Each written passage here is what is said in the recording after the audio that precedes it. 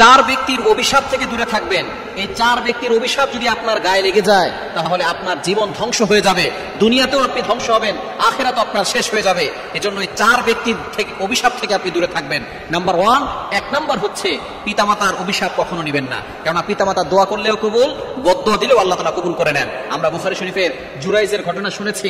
সে বড় আবেদ ছিল, কিন্তু নামাজ পড়তে দাঁড়িয়েছেন, মা এসে ডাক দিয়েছে, কিন্তু শেষ পর্যন্ত নামাজে দাঁড়িয়েছিলেন, সে মনে মনে চিন্তা করতেছে নামাজ শেষ করে তারপরে মায়ের কথা শুনবো।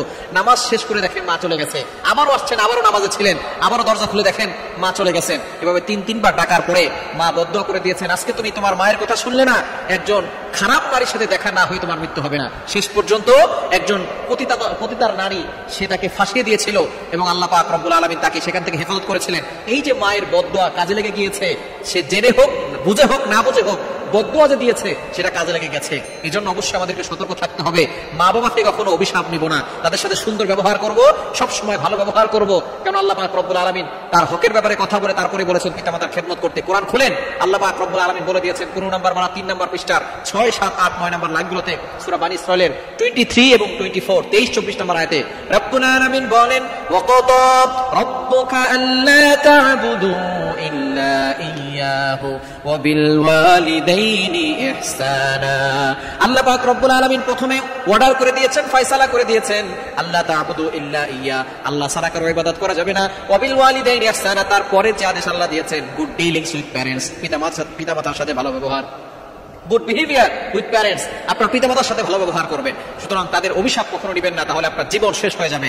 নাম্বার 2, দ্বিতীয় নাম্বার হচ্ছে মাজলুম ব্যক্তির বদদোয়া আল্লাহ তাআলা কবুল করে নেন। কখনো কারোর উপর জুলুম করবেন না। অসহায় যে সকল মাজলুম গুলো আছে তাদের অভিশাপ কখনো আপনি নিবেন না, তাহলে কিন্তু আপনি বিপদে পড়ে যাবেন। এবং 3 নাম্বার হচ্ছে ভিক্ষুকের বদদোয়া নিবেন না। ভিক্ষুক যদি আপনার উপর অভিশাপ করে ফেলে, আপনার হাতে এখন গাড়ি আছে, বাড়ি আছে, কোটি কোটি টাকার সম্পদ আছে, যে ভিক্ষা করছে, আল্লাহ পাক রব্বুল আলামিন তাকে কোটিপতি বানিয়ে আপনাকে ফকির বানাতে 1 সেকেন্ড আল্লাহ সময় লাগবে না।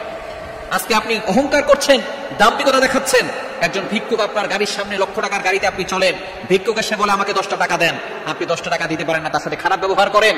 আজকে সে যে থালা নিয়ে বসে আছে, এই থালা আপনাকে ধরিয়ে আল্লাহ তাআলা রাস্তায় বসাতে পারেন। এজন্য অবশ্যই সতর্ক থাকবেন, ভিক্ষুকের অভিশাপ কখনো নেবেন না। 4 নাম্বার হচ্ছে ঠকে যাওয়া ব্যক্তির অভিশাপ। আপনি মানুষকে ঠকিয়েছেন, প্রতারণা করেছেন, কষ্ট দিয়েছেন, আপনি ধোঁকা দিয়েছেন। নবীজি সাল্লাল্লাহু আলাইহি ওয়াসাল্লাম জানিয়ে দিয়েছেন, মান গাশশানা ফালাইসা মিন্না, যে ধোঁকা দেয় সে আমার উম্মত না। সুতরাং ঠকে যাওয়া ব্যক্তি, ধোঁকা খাওয়া ব্যক্তি, সে যদি বদদোয়া করে ফেলে, অভিশাপ করে দেয়, আল্লাহ পাক রব্বুল আলামিনের কাঠগড়ায় সরাসরি আযিমে গিয়ে রব করবে, আর আল্লাহ তাআলা আপনাকে দুনিয়া থেকে শাস্তি দেওয়া শুরু করবেন। আখিরাতে ভয়ঙ্কর শাস্তি রয়েছে। সুতরাং এই 4 ব্যক্তির অভিশাপ কখনো নেবেন না, তাহলে দুনিয়াও শেষ হবে, আখিরাতও শেষ হবে।